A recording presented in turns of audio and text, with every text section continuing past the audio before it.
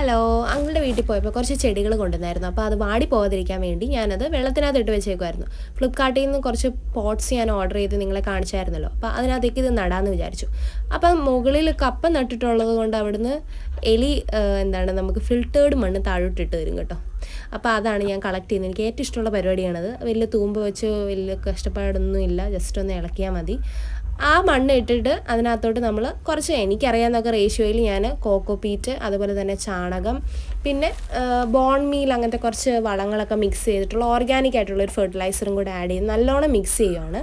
അപ്പോൾ നിങ്ങൾ എപ്പോഴും ശ്രദ്ധിക്കേണ്ട കാര്യം, ഞാൻ ചെയ്യുന്നത് എൻ്റെ റേഷ്യോ എന്ന് പറഞ്ഞാൽ വളങ്ങൾ എപ്പോഴും കുറവായിട്ട് നിന്നിട്ട് മണ്ണ് കൂടി നിന്നാലും കുഴപ്പമില്ല, എപ്പോഴും വളങ്ങൾ കുറച്ച് ഇട്ടാൽ മതി.